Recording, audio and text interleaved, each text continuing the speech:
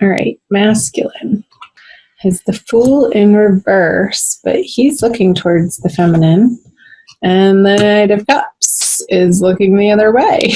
So I feel like the masculine energy, Capricorn, is going towards the feminine to revisit something. Mercury is retrograde. I'm not surprised that he's in reverse, looking towards the feminine.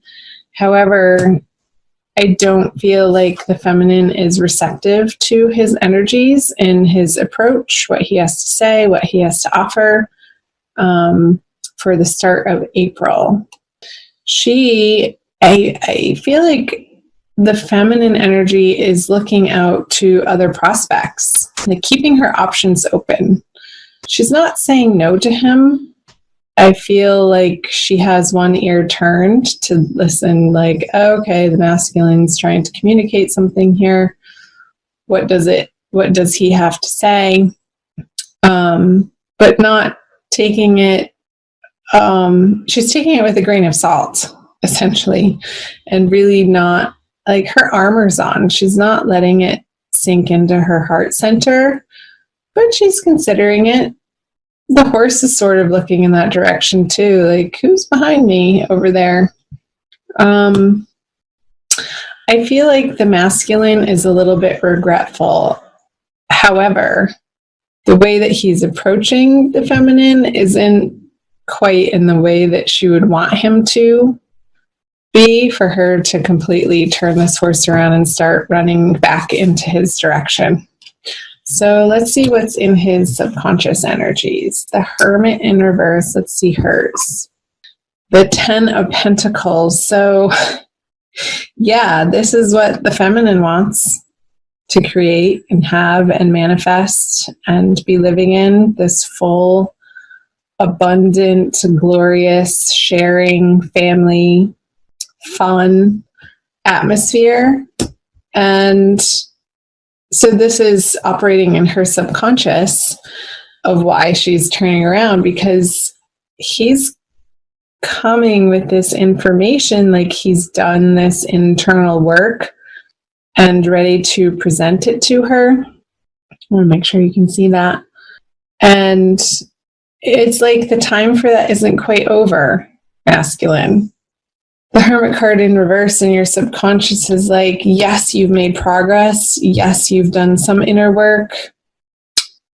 But with it in reverse, it's almost like not quite in the ways that have stuck, like in your everyday habits and patterns. Let's see what's going on in the conscious mind. Interesting. Virgo masculine just got that in his subconscious. So you might want to cross-watch the Virgo reading, Capricorn. This is the Matriarch card. Here's my deck from the Smith-Waite Centennial Edition tarot deck that I'm using. And it's an additional artwork piece that is the Matriarch card. So I'm getting that the masculine wants to be taken care of by the feminine.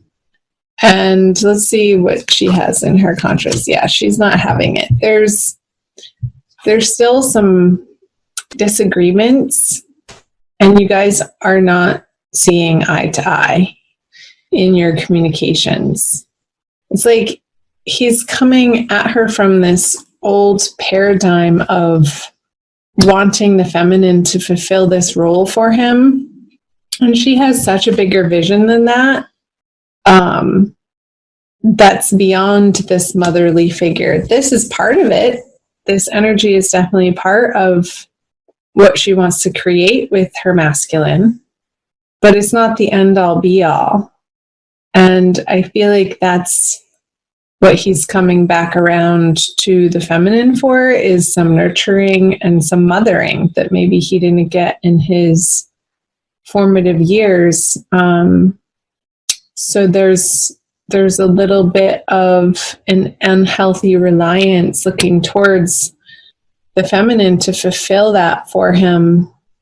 Let's see. I'm going to move on.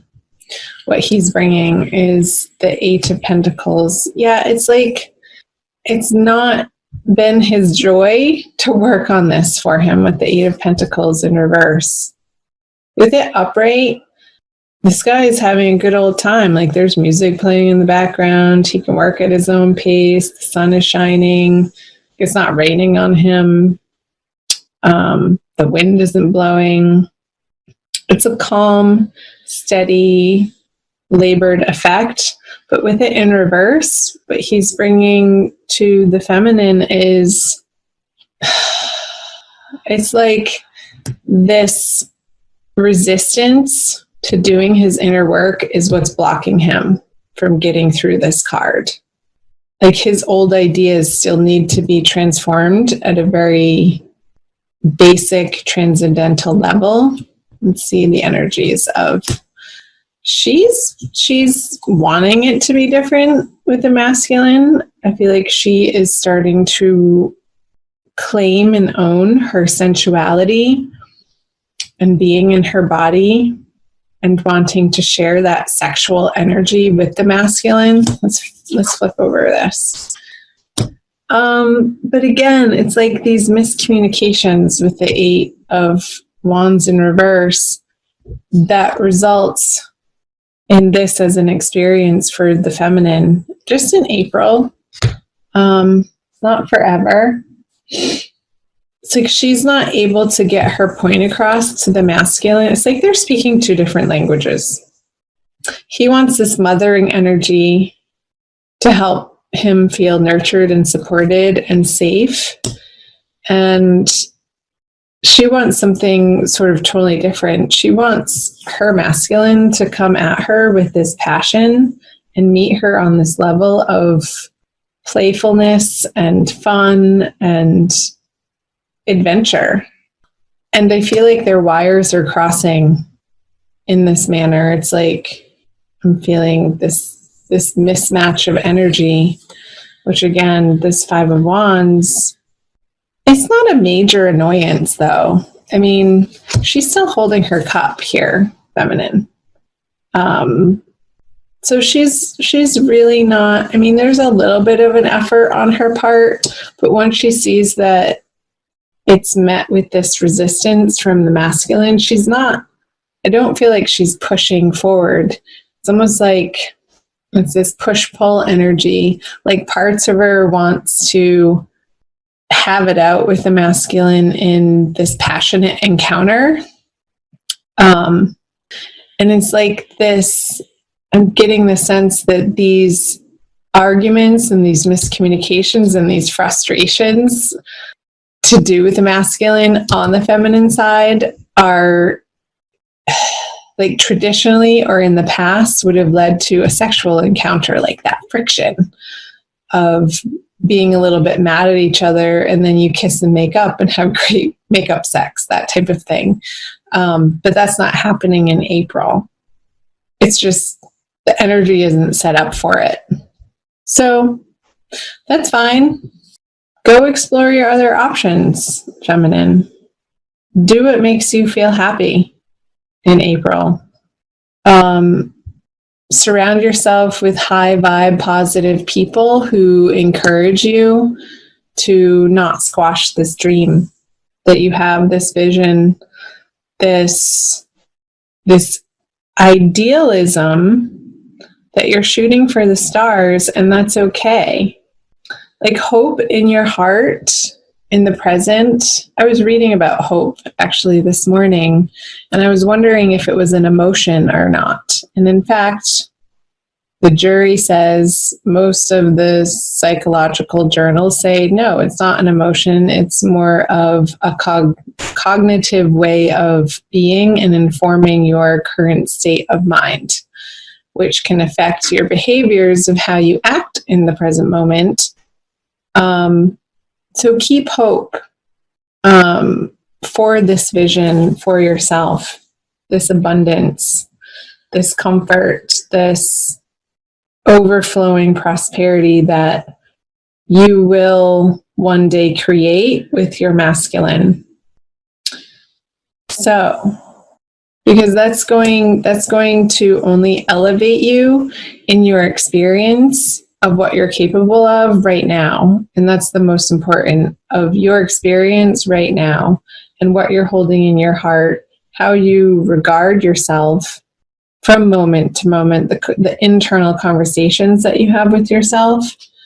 And just let the masculine over here cycle back through to, and I feel he is going to, towards the end of the month, go on this inward journey again. All in due time. You can't force him to. Period. Let's pull an additional card for you. Oh, I don't know. I think this one. The Rumi Oracle by Alana Fairchild. It's a little glary. For an additional message for my dear Capricorns, thank you for watching. Like and share and comment below. Again, find me on Instagram and Facebook. Follow me over there. Join the Ananda tribe. Ooh la la. From nothing to everything. Number 16. I will read you the poem. Let's see how much time we have. But we're good. Okay. Oh, my friend, if you're longing to be written on, become a blank page. Rumi. Have you been shedding your skins, your layers, your certainties?